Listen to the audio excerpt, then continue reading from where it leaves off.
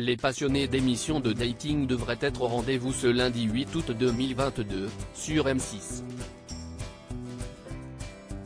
La chaîne diffuse le programme 20 ans d'amour à la télévision, l'occasion de revoir des images du Bachelor, de l'amour est dans le pré ou encore de la première saison de Mon incroyable fiancé, diffusée sur TF1 en 2005.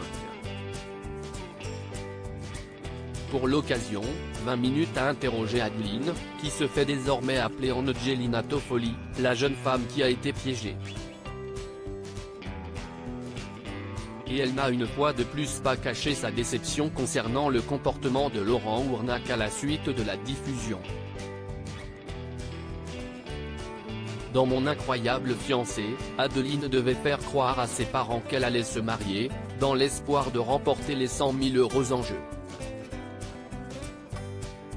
Mais ce qu'elle ne savait pas, c'est que Laurent Ournac, qui s'était glissé dans la peau de Laurent Fortin pour les besoins du tournage, devait lui mener la vie dure avec sa famille, également composée de comédiens. Malgré tout, celle qui avait 24 ans à l'époque s'est vraiment attachée à son faux fiancé comme elle l'a confié à 20 minutes. Comme on n'était que tous les deux, je n'avais plus que lui parce que j'étais isolé dans ma chambre, on venait me chercher uniquement pour jouer des scènes totalement improvisées avec lui. J'avais été coupé de tout bien avant le tournage, je ne côtoyais plus que Laure donc il y a eu vraiment un attachement fort. On était deux dans ce mensonge-là, ça devenait un allié. Je me suis attaché en tant qu'allié et qu'être humain parce que je l'appréciais, s'est-elle souvenue. Il coupait les ponts au fur et à mesure. Adeline et Laurent Ournac se sont ainsi vus plusieurs fois avant la diffusion de Mon incroyable fiancé en février 2005 et étaient très proches. Elle pensait donc avoir gagné un ami pour la vie, d'autant plus que l'époux de Ludivine et elle se seraient promis de ne plus se quitter. Mais la situation a changé à cause du succès du programme.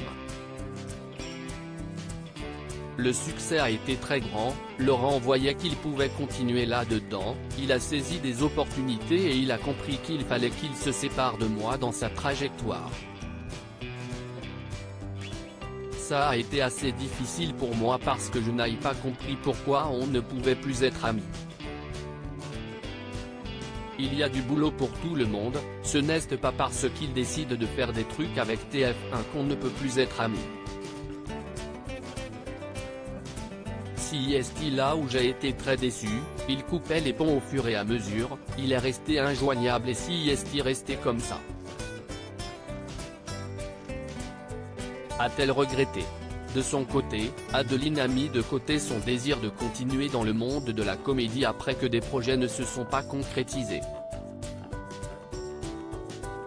Aujourd'hui, elle vit à Dijon et est gérante d'un centre de médecine esthétique.